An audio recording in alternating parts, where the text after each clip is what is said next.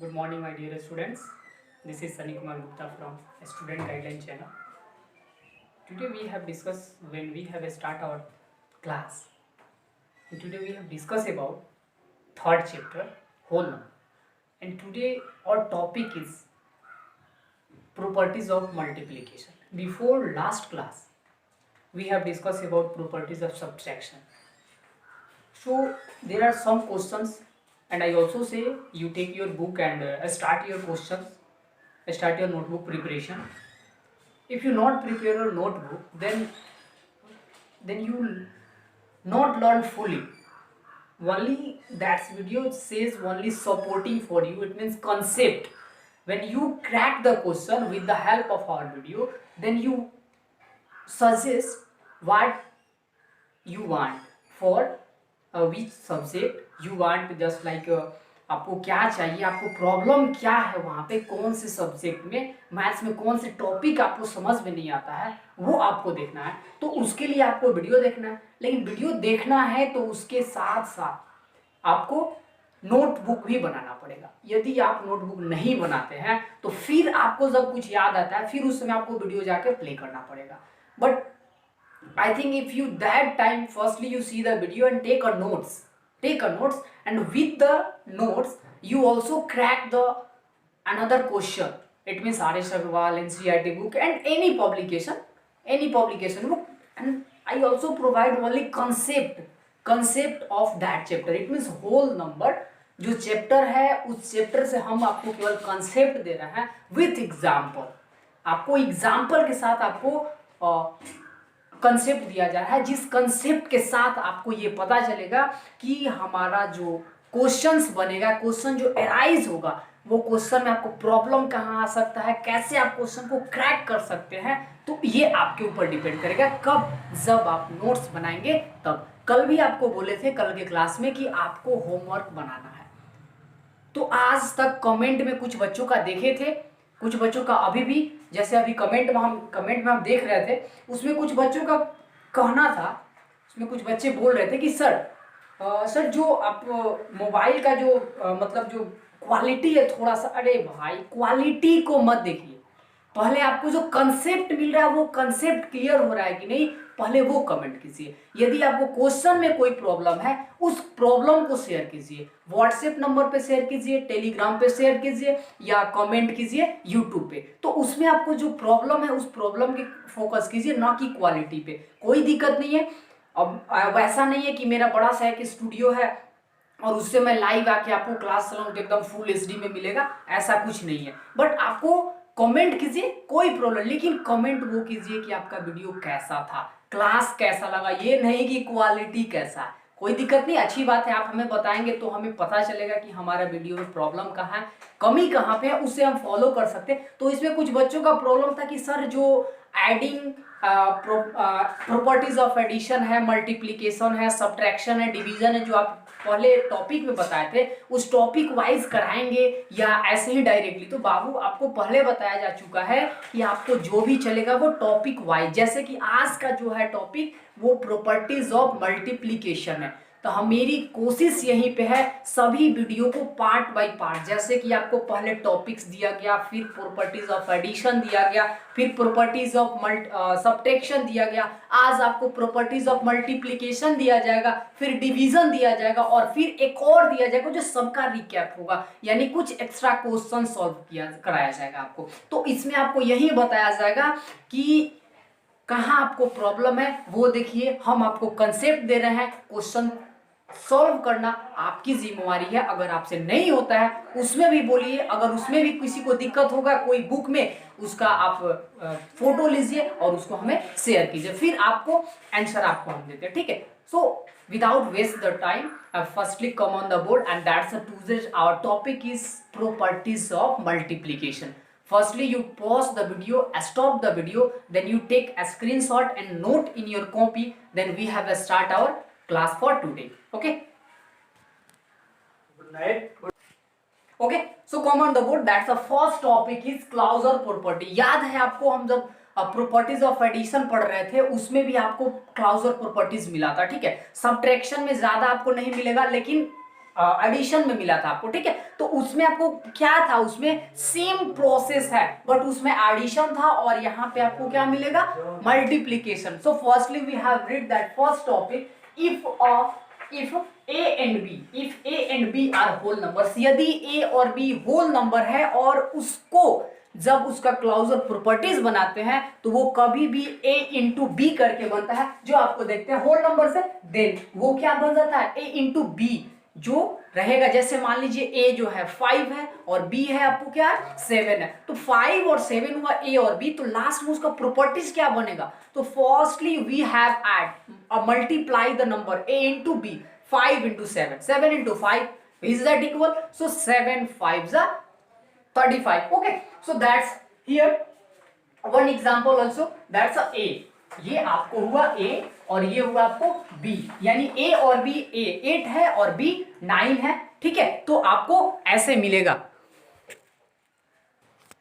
ठीक है। तो अब देखते हैं क्या आपको यहाँ पे क्या था, a इंटू बी था, यानी a को जब b से मल्टीपल करेंगे तो वो उसका एक होल नंबर आता है, ठीक है। जब वो होल नंबर आता है आपको, यानी 8 मल्टीपल ऑफ 9, 8 9 जब क्या होता है 72 होता है, तो ये इसका हो गया। यानी क्लॉजर प्रॉपर्टी जब भी रहता है वो a और b के फॉर्म में रहता है और उसको जब भी बनाते हैं तो क्या करते हैं, उसे a इंटू बी कर देते, तो उसका एक होल नंबर आता है, ठीक है। अब सेकेंड में आपको देखते हैं, सेकेंड नंबर में क्या है कि कम्यूटेटिव प्रॉपर्टीज में क्या था, यदि a और b दिया है, यदि a और b एक होल नंबर है तो उसका प्रॉपर्टीज कैसे बनता है, जब हम a इंटू बी करेंगे या b इंटू a करेंगे तो दोनों इक्वल होता है। It means when we have multiply a into b या b into a, both are equal. So that's a proof of one example, if you have a equal to 5 and b equal to 9, okay, a equal to 5 and b equal to 9, so 9 5 a into B, 9 multiply 5 या 5 multiply 9,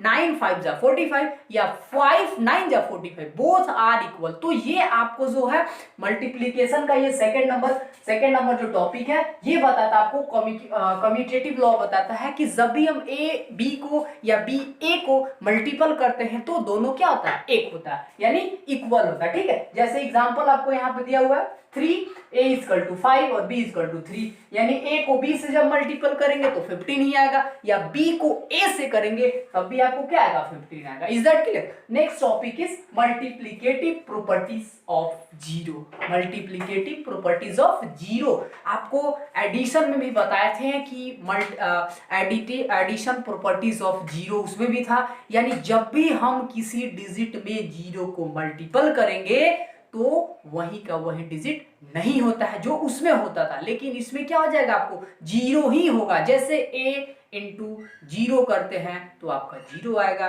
zero into ए करते हैं तो आपको zero आएगा। जैसे आपको board पे लिखा हुआ है यहाँ पे a into zero equal to zero ही आएगा, या जीरो इंटू ए है तब भी आपको जीरो आएगा। यानी किसी भी दुनिया के किसी भी डिजिट, किसी भी नंबर में यदि आप जीरो से मल्टीप्लाई करते हैं तो आपका आंसर हमेशा जीरो ही आता है। Is that clear? So firstly we have take one example, just a is equal to 8 and 0, 8 multiple 0, 8 का टेबल जब 0 बार पढ़ेंगे, 0 तो क्या होता है, जीरो ही होता है, तो यहाँ पे जीरो हो गया। फिर वही जीरो को जब 8 से मल्टीपल करेंगे तो क्या हो जाएगा, फिर भी वही होगा जीरो। तो ये आपको मल्टीप्लिकेटिव प्रॉपर्टीज ऑफ जीरो में बताता है कि किसी भी डिजिट को जब जीरो से मल्टीप्लाई करते हैं तो आंसर हमेशा जीरो ही आता है, ठीक है।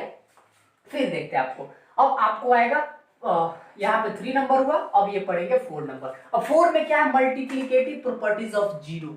आपको इसमें 1 में क्या था, ए में क्या था, पहले जीरो पढ़ा, मल्टीप्लिकेटिव प्रॉपर्टीज ऑफ 1। तो 1 में क्या है, 1 ये है कि किसी भी डिजिट में जब हम 1 से मल्टीपल करते हैं तो वही डिजिट होता है। जैसे example for that's a formula of multiplicative properties of 1 is a into A equal to A होता है, फिर 1 into A equal to A होता है। जैसे a इजकल टू 7 लेते हैं तो 7 को जब 1 में मल्टीपल करेंगे तो आपका आंसर 7 ही आएगा, या 1 को 7 में मल्टीपल करेंगे तब भी आपका आंसर क्या आएगा, 7 ही आएगा। तो ये आपको बोल रहा है, यानी 4 number topic multiplicative properties of A बोल रहा है। जैसे एग्जाम्पल में आपको लिखा हुआ है यहाँ पे a इंटू 1 या 1 इंटू ए इक्वल टू ए आता है। जैसे एग्जांपल a इक्वल टू 9 लिए, 1 से मल्टीप्लाई करेंगे तो आपका आंसर क्या आएगा, 9 आएगा। या या फिर से हम क्या करेंगे, 9 को 1 से मल्टीप्लाई किए या 1 को 9 से मल्टीप्लाई किए, फिर भी आपको जैसे कि मान लीजिए यहाँ पे हम 2 बार डबल कर दिए, अब यहाँ पे हम 1 लिख दिए, फिर यहाँ पे 9 लिख दिए, तो आपको क्या हो जाएगा, जैसे कि फिर आंसर क्या आ जाएगा, आपको 9 आ जाएगा। ठीक है, तो फिर ये 4th नंबर था। 5 नंबर में क्या आपको, 5 नंबर एसोसिएटिव लॉ में क्या होता है कि जब भी ए बी सी यानी 3 होल्स नंबर जब दिए रहते हैं तो क्या करते हैं, उसमें हम ये करते हैं आपको, तो ए बी सी में क्या हो जाता है उसका देखिए क्या होता है कि ए इंटू बी इंटू सी, यानी ए को बी से इंटू सी कर देते हैं या ए को बी इंटू सी करते हैं, तब भी आपका आंसर क्या होता है, सेम आता है। वो कैसे, एग्जाम्पल देखते हैं आपको, a equal to 6, b equal to 7 and c equal to 10। Is that clear? So a into 6 and b equal to 7, okay, and c equal to 10। तो पहले हम इसको सॉल्व करते हैं, यानी 6 मल्टीप्लाई 7 मल्टीप्लाई 10 को जब करते हैं तो ये क्या होता है आपको, 6 7 जा 42, 6 7 जा 42 इंटू 10 इक्वल टू 420, यानी फर्स्ट स्टेप में हम देखते हैं सबसे पहले तो ये होता है आंसर। फिर सेकंड स्टेप में जाते हैं, जैसे ये बोला a इंटू होल अंडर, यानी अंडर में क्या आपको b इंटू सी को करते हैं। ठीक है,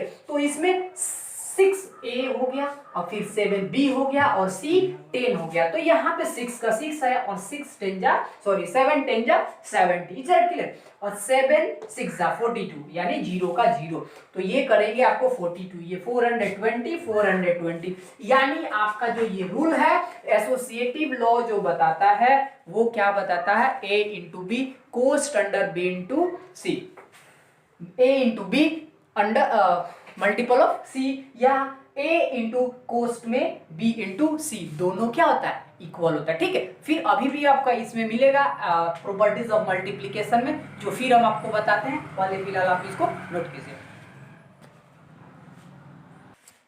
ओके, तो अब आगे आपको देखते हैं, यानी distribution law of multiplication over addition. देखिए मल्टीप्लिकेशन का जो प्रॉपर्टीज है उसमें भी हमको एडिशन और सब्ट्रैक्शन के बारे में पढ़ना है, वैसे भी उस प्रोसेस से भी हम किसी क्वेश्चन को सॉल्व कर सकते हैं। ठीक है, तो उसमें फर्स्ट क्वेश्चन आपको है एडिशन के साथ, उसका सेकंड मिलेगा आपको सब्ट्रैक्शन के साथ। ठीक है, तो firstly we have read that points, it means for any whole number, यदि कोई होल नंबर जब ए बी सी यानी 3 होल नंबर दिया रहे और उसको जब बनाएंगे तो इस फॉर्मेट में बनाएंगे, यानी A into B plus C दिया रहे तो भी, या फिर आपको a into B plus a into C करेंगे तो भी उसका दोनों का जो आंसर है वो इक्वल आता है। So firstly we have take one example then confirm you. Okay, so that's the first, a is equal to 8, b is equal to 7 and c is equal to 10। तो यहाँ पे 3 एग्जांपल a b c और दे दिया है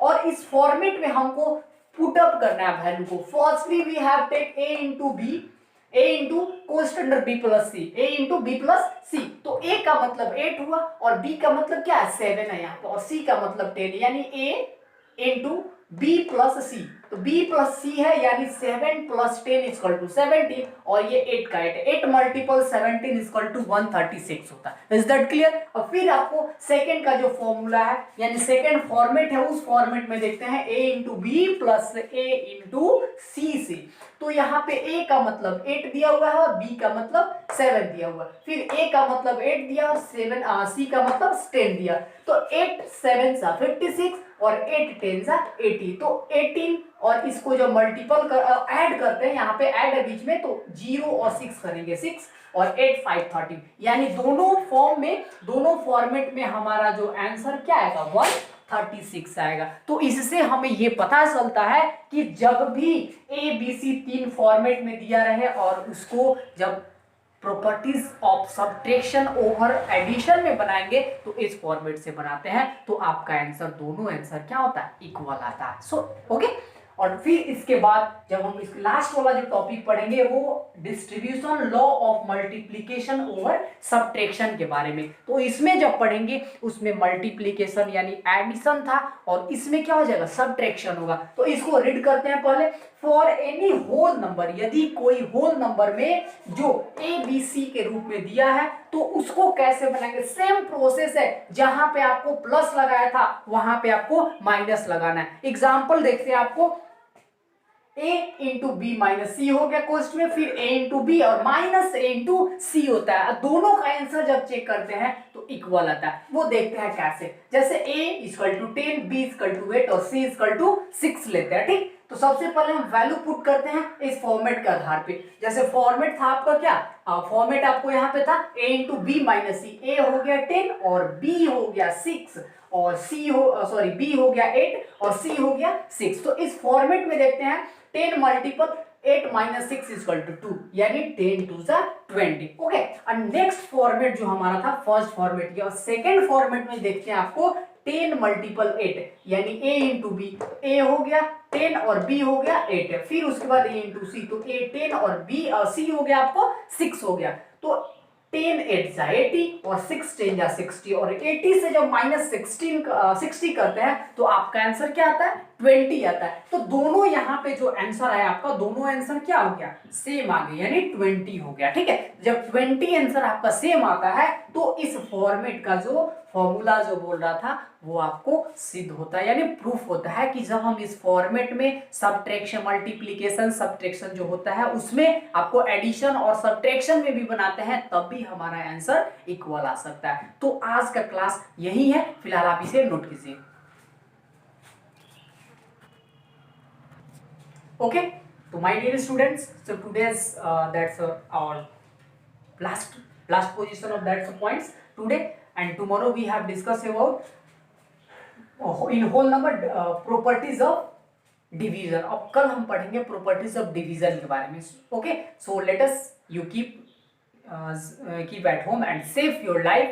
That's today our last topic, and we have discussed about next classes. Okay, so हमारे channel को अगर आपको अच्छा लगता है तो कमेंट, लाइक, शेयर जरूर करें। आपको अच्छा लगे या नहीं लगे, जैसे भी हमें कमेंट में जरूर बताएं कि आपको ये कैसा लगता है। ओके, तब तक के लिए घर पे रहें, सेफ रहें। Thank you.